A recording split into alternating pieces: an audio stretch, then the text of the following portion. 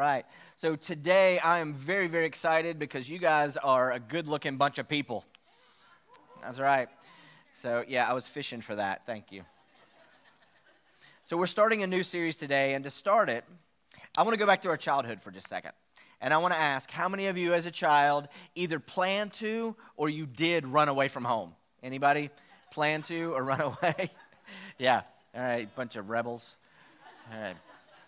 So a lot of us, we packed a bag or we had a plan, or some of you actually did it looks like.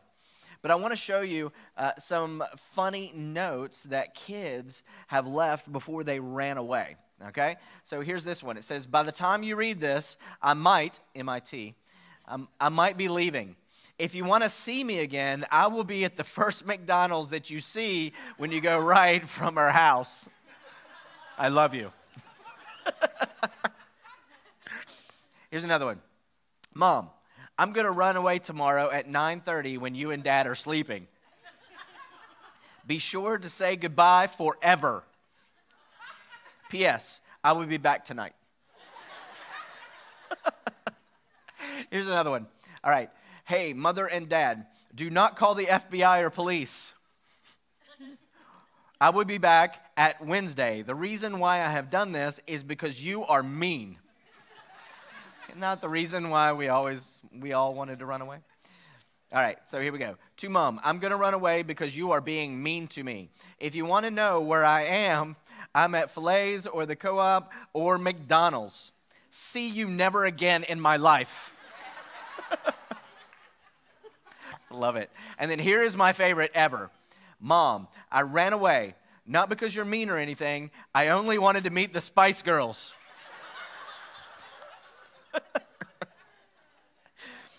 You know, we all have our running stories, right? But man, you know what? When we become adults, you know, we don't necessarily get over it all the time. Now, there's still a part of us, that something inside of us that sometimes we like to run as well. So today we kick off a brand new series, and it's called On Mission. And in this series called On Mission, we're actually going to be studying what Charles Dickens called the greatest story ever told. And it's a parable that Jesus told in the Bible in Luke 15.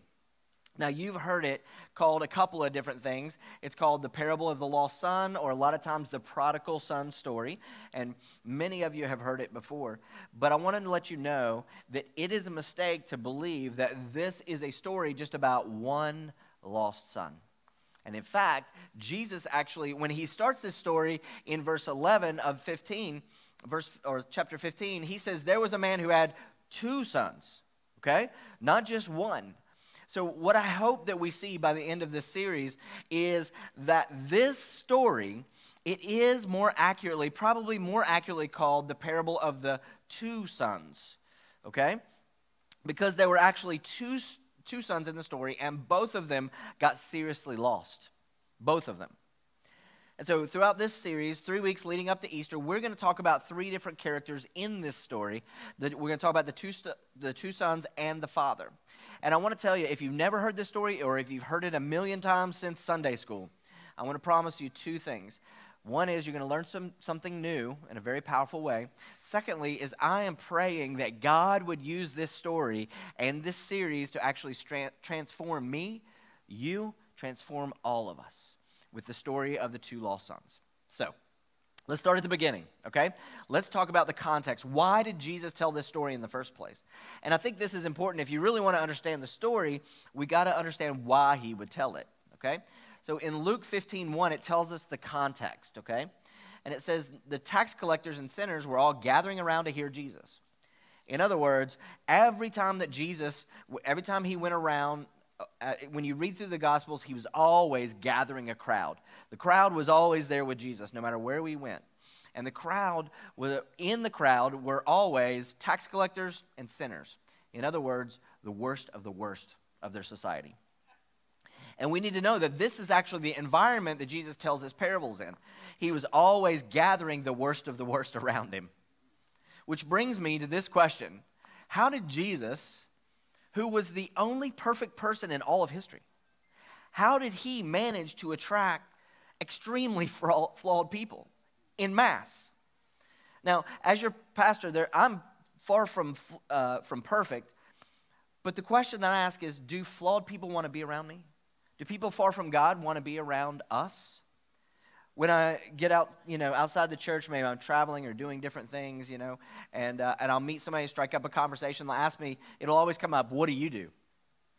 And if I tell them I'm a pastor, there's this preconceived notion about how I'm going to treat them based upon how they've been treated in the past by pastors or by a church, or maybe it's just their assumptions about pastors, because sometimes us church people have really tainted the church and the body of Christ and the name Christian, and especially pastors, and so we are portrayed as those people who are judgmental and that kind of thing. And so a lot of times when they hear that we're Christians or they hear that I'm a pastor, that their historical context for me is not great. But what I want to do is I want to change the narrative for people who are far from God so that they feel comfortable and really want to be around followers of Jesus. And you see, that's the model that actually Jesus shows us. And look, if we don't live a life where we understand that we have a life on mission, it's the same mission that Jesus had, to love people into the kingdom. The same mission that he passed on to us through the Great Commission is to go into all the world, to our world, and to share the good news of his sacrifice and his love. So I want to let you know that here at Living Word, like when we make decisions around here, we don't always make the decisions based around what will make all the church people happy. We can't do that because we've got to be able to reach out to a lost world. We have to be on mission. And look, that is a part of the DNA of this church. And look, I'm sorry, if you don't understand that and grasp that and what our mission is to go into our world and actually attract lost people who are far from God. I hate to tell you, this place is going to bug you. The parking is going to bug you. The full services are going to bug you. A lot of the decisions that we make are specifically to attract hurting families and people that are far from God, so we can present them with the gospel. That's what our mission is. And we've got to be able to see our cities and our towns transformed, where people feel comfortable coming and wanting to be a part of a church where they can hear about life and hope. And honestly, that makes some Christians mad because they want it to be all about them. They think the church should be like a country club for Christians versus a hospital for flawed people. When I was a young man, I went to a church in Tulsa, and I loved this church. It was a church specifically designed to lead people who are far from God, to Jesus. And I'll never forget somebody in the church. I just happened to be there, and I was talking with the pastor, and somebody came up, and they were complaining about the people outside who were smoking and how that was a bad example for those that were coming in. And I'll never forget what that pastor said. He said, you know what? I would turn this whole place into an ashtray if I could get rid of the gossip and the judgmentalness. That guy put his tail between his legs and he pouted off. But here's the thing. Even my parents, who we followed in ministry for years, were making decisions based upon not who we were trying to keep, but who we were trying to reach. You see, that's the heart of this church. And look, I know that makes some people mad, but guess what? It did in Jesus' day as well. Because in the next verse, as Jesus was welcoming all these sinners around, listen to the response of these religious elite. It says, but the Pharisees and the teachers of the law, these were all the religious people. They muttered. They complained. I don't like this music. I don't like that the children's ministry looks like Disney World. I don't like that program. They need to do what I want to do. And then they said this man, he welcomes sinners and he even eats with them. Eating with somebody is like a massive sign that you want to be around them. I want to eat with you. But this was the response of the religious leaders. And so Jesus, when he sees this, when he hears this, he was so put off that he told 3 parables in a row just to reprimand them in public. And the greatest of these parables, the third one, was the parable of the 2 lost sons that we're going to talk about. And I'm going to read it to you today, and I'm going to summarize part of it, but hopefully in a way that you can hear it in a fresh way, in a new way. All right? So Luke 15:11. Jesus tells this parable. He says Jesus had a man who had 2 sons. The younger one said to his father, "Father, give me my share of the estate." So his father, he divided it up between the 2 sons. And not long after that, the younger son, he gets together everything that he had, and he set off for a distant country, and there he squandered his wealth on wild living. And later on, we find out that it was on prostitutes and who knows what else. But after he had spent everything, there was a severe famine in the whole country, and then he began to be in need. So he went and he hired himself out to a citizen of that country that he was in, and who sent him to his fields feeding his pigs. Now, I cannot tell you how embarrassing and humiliating this would have been, especially because he was Jewish. And in Jewish society, pigs were considered unclean. Okay? So it says, and he longed to fill his stomach with the pods or the food that the pigs were eating, but nobody gave him anything. And then it says, when he came to his senses. I want you to remember that. When he came to his senses, he said, "How many of my father's hired servants have food to spare? And here I am, starving to death. I will set out and go back to Dad, and I'll say to him, 'Father, I have sinned against heaven and against you.'" And then he would say, "Father, I know I can't be your son anymore. I'm no longer worthy to be called your son. Would you just make me like one of your hired servants? Will you just hire me?" So he got up and went to his father, but while he was still a way off, his father saw him and was filled with compassion, and he ran to him, threw his arms around him, and he kissed him. And then the son said to him, "Father," and look, we know that he had rehearsed this speech all the way home. Just imagining, what happens if Dad won't accept me back? What will life be like as a servant? What is my brother going to say? What kind of shame will I bear? So he would have rehearsed this speech over and over and over. And so now he actually has the chance to give it. And so he says, "Father," he goes into a speech, "I've sinned against you, against heaven and against you. I'm no longer worthy to be called your son." And the dad stops him right there. He interrupts him. "Quick, bring the best robe and put it on him. Put a ring on his finger and sandals on his feet." This would be where he accepts him completely back into the family. No shame. And then the father, he says, "Bring the fatted calf," and they're going to throw a huge party. And while they're partying, the brother is out in the field working because, like, he's the perfect brother, right? You know who that is. And he's so mad. He hears the music and he hears the party and he's livid. He's so angry that the father would accept this younger son back in after humiliating the family. And so the father goes out to the field to bring the older brother back in. And the older brother says, no, I've worked for you my entire life, and you haven't given me a party like this. You haven't honored me like this. And the dad says, "Look, everything that I've ever had has always been yours." And then the story ends like a cliffhanger. Jesus doesn't finish it. To be continued. Never. What I want to do today is I want to zone in on the younger son. We'll talk about the older brother and the father in the next few weeks, but today I want to dig in and look at this lost son. And I really want you to understand that we, a lot of times, are a lot like this lost son. Because honestly, all of us, we have all run from God at times. And we've all done wrong things. I have, you have, we all have. And when we listen to this story, it's like, what was so wrong about the lost son? He went to another country, he wasted some money. What's the big deal? But in our lack of understanding of the Jewish culture that Jesus would have told this story in, we miss some things.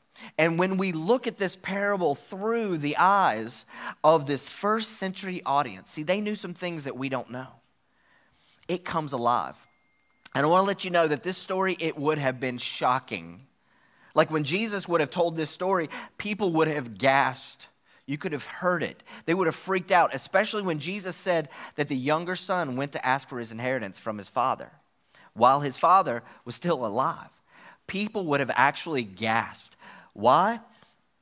Well, there is a Middle Eastern historian. His name is Kenneth Bailey. All his books are amazing. But he wrote this about the culture of the day. He said, in all of Middle Eastern literature, aside from this parable, this one instance, from ancient times to present, there is no case of any son. There's no case ever of any son, older or younger, asking for his inheritance from a father who is still in good health. Now, what would happen in that society is that the father would pass on his inheritance when he died, okay? He would give 2/3 to the older son who became kind of the new leader of the family, and then 1/3 to the younger son in this particular parable. So the older son would have got a double portion of the inheritance. But in that culture, you would never, ever ask for the inheritance while the father was still alive. And if you did that, it was actually to ask and demand that the father be dead. So if you asked for your inheritance before your father was dead, it was actually as if you were wishing your father to die, culturally. God, Father, I don't love you for who you are. I just love you for what you'll give me. In fact, this guy, he actually spent 40 years in the Middle East. And he would walk into villages in the Middle East and he would ask this same question for 40 years to thousands of people. And he would ask, has anybody ever made this kind of request to ask for their inheritance while their father hadn't died? And every single person in every village always said never. It doesn't happen. And so then he would ask, well, could anybody even make a request like this? And every single person would say, no, that's impossible. You can't even request that. So then he asked the third question, which is, so if somebody did ask, what would actually happen? And this is what they told him. They said the father would actually beat him and disown him, because that was a request for where they requested that the father was dead. So I wonder sometimes, how many times in this context have I wished that God was dead? How many times have we wished that our Father God was dead? Wow, Micah, what do you mean? Watch this. When we tell God, God, you don't have any demand on my life. You don't get to tell me about my life and how to live my life, my morality, my sexuality, my finances. You stay away. What are we telling him? We're saying, we wish you were dead. And in many ways, I think in a way, this is where our culture has gone, right? Because that's our culture right now, is where we're running. We don't want God to pour into our lives or to impose anything into our life. No, we want our good life now. And in essence, and in context, in this Jewish context, we wish he was dead. Because in this culture right now, here's what we want. I want to be my own person, my own identity, my own human being, and I want a life with no rules, no restrictions. Nobody can tell me what to do. And that's the life that so many people in our culture want. So we want no rules, no restrictions. Nobody gets to tell me what to do. We're just running. And so in this story, the son ran to a distant land because he thought he would have no rules, no restrictions. He could do whatever he wanted. And he thought it would make him happy. And sometimes our running, maybe it's not to a faraway land. We've done this. I mean, you look back at, maybe it was that freshman year in college. Maybe it was that trip to Vegas. Maybe that spring break. I mean, it could have been an affair.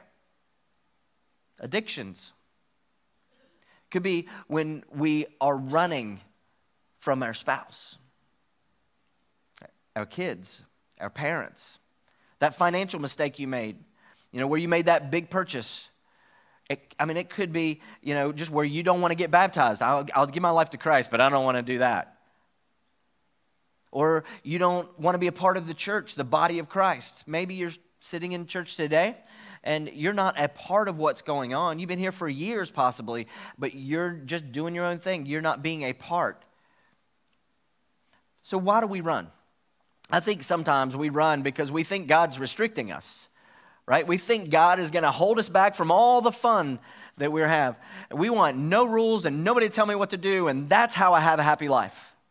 which actually sounds amazing until the consequences. I've heard preachers say sometimes, sin is not fun. Actually, yeah, it is. I mean, in the moment, sin is fun. If you don't think sin is fun, you are not doing it right.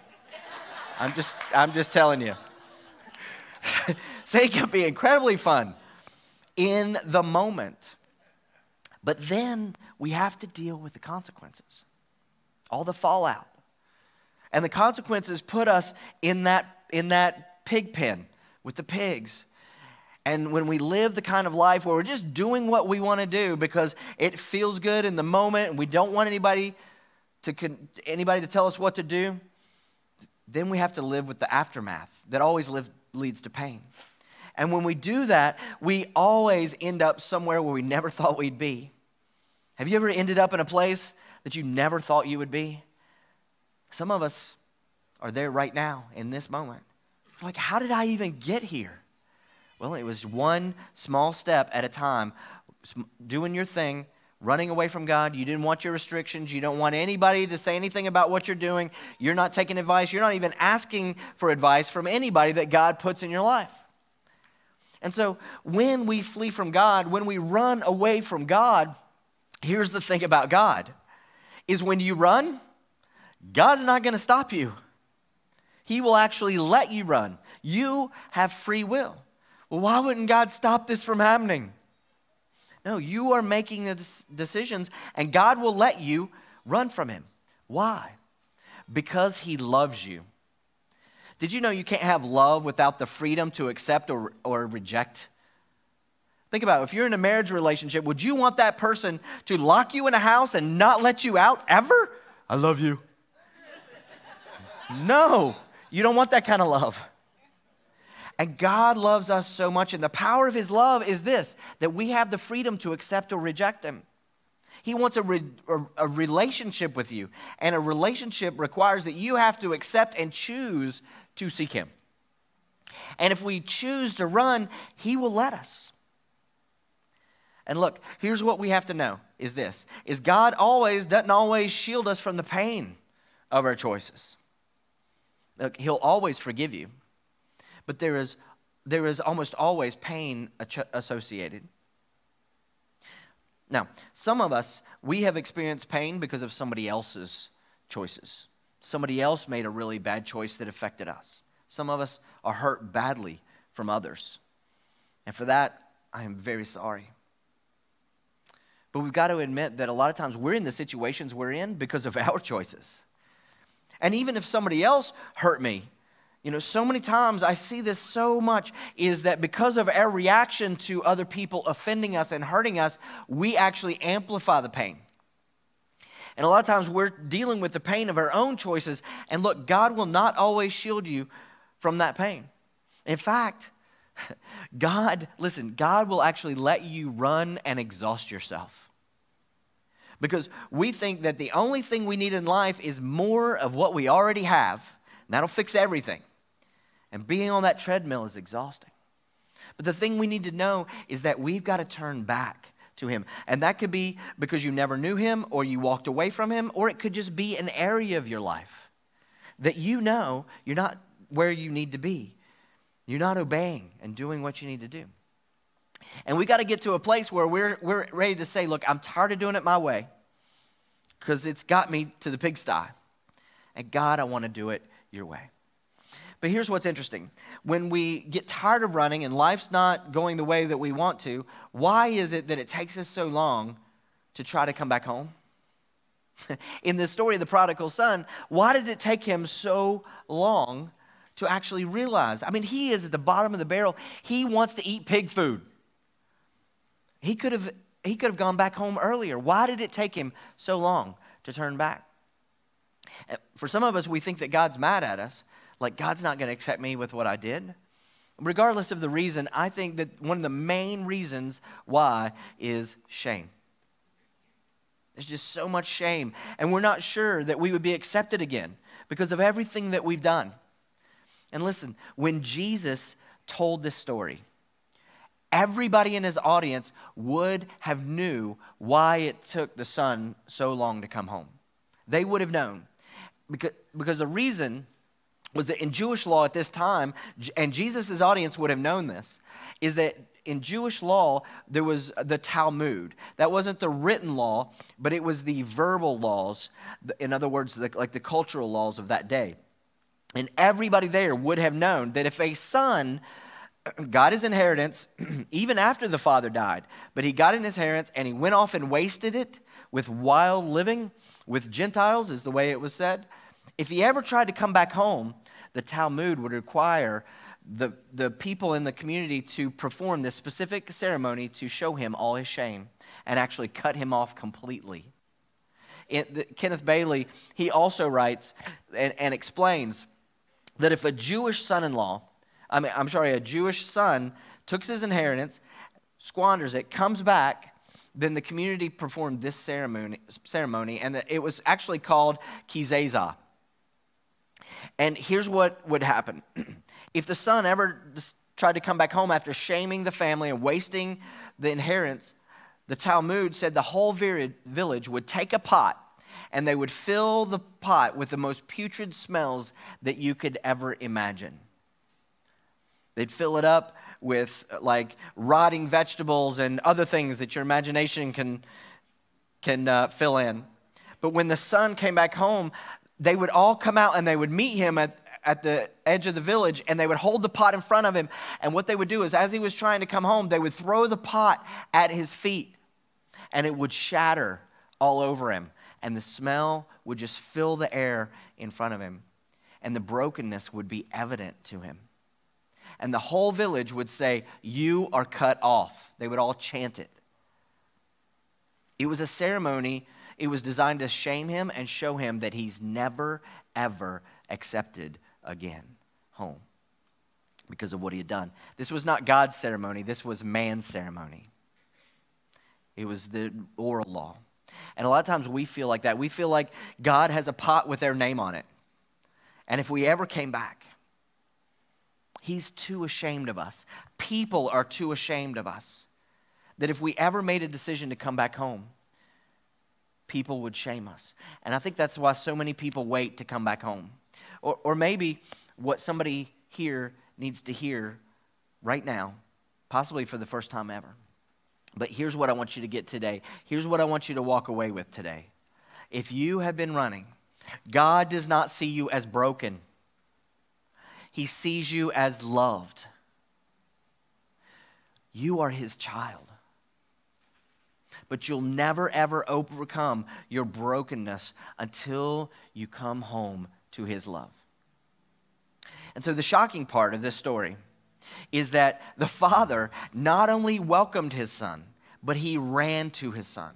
And everybody standing there listening to this parable from Jesus would have known that kizazah is what should have happened. Everybody that was there in Jesus' audience would have known that that's what should have happened. But Jesus told a different way. So if you've been running from God, I want to let you know in just a minute, we're going to give you an opportunity to come back home. But also, there's some of us that, it's not like our salvation is in question, but you know that there are areas of your life that you've taken back. And you maybe feel like you're in that pigsty or you're eating pig food in your life. And you can feel the pain. You could sense the pain. And maybe even it's hurting other people around you. And I just want to let you know that you can come back home today. He's waiting and he's watching afar off. And in just a minute, you're going to have an opportunity just to let that go as well. God, I'm coming back home in this area of my life. But for some of us, that thing that we've taken back from him, it's simply our witness. Before Jesus left, he left us with one mandate to do. And that was to go into our world, all the world, and to make disciples, teaching them the things that he had taught us. And look, I want to say that this is a place that is designed where day by day, week by week, to draw people closer to God, to actually build strong families and make disciples. And God has placed in my life, in your life, people. It could be your neighbors, your coworkers, your schoolmates, your teammates. It could be your family members. Whoever it is, God has placed strategically people in our lives so that we could be a light to them, that we could share His love and bring them to Him and also to His body here. This place that's designed to help us take next steps toward Him as well as toward who He has called us to be. You see, Easter is in 3 weeks. And for many of us, we've given our lives to Christ. We've given our finances. We volunteer. And we want to make this an atmosphere where people from the outside feel welcome. But here's my question. Who are you bringing to Easter? It's in 3 weeks. And on your seat, you'll find these 2 cards here. One is a prayer card with the red outline around it. What I want you to do, I want you to just ask God to bring to your thought, to your memory, people in your life that could use Him, a touch from Him, that are maybe far from God, that could use a place like this, His body, to encourage them, to give them hope. And so that card is actually perforated. And what I'd like for you to do in just a little while is there are pens in the back of the chairs. Just write down their names, but write them twice, because here's what we want to do. I want you to be praying for them over the next 3 weeks. And pray for opportunities that God would open up a door in conversation or whatever where you could invite them to Easter. And our Easter theme is Hope Lives. We're going to be talking about how Jesus brings hope into a hopeless world. And it's going to be an amazing opportunity to present them with the love of Jesus. And then if you'll put it on that card twice, and then it's perforated so you can tear it off, and then on your way out, if you would drop it in one of the offering buckets, what we want to do is, as a staff, we want to pray along with you for them. Okay? And you can put their first name, you can put their first and last name, it doesn't matter, just a contact point where we can pray with you for those people that you're praying with. And then also there is an invitation in your seat.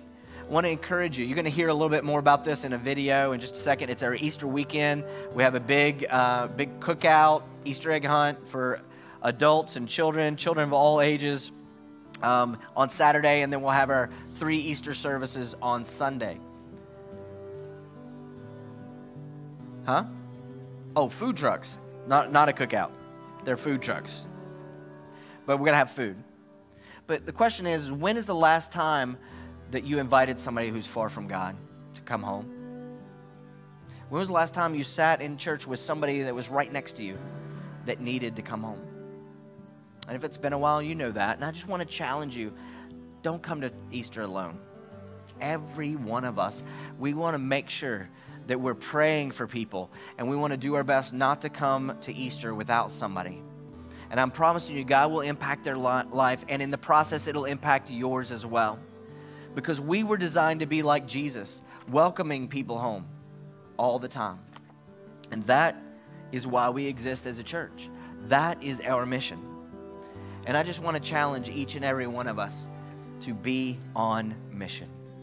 Will you stand with me?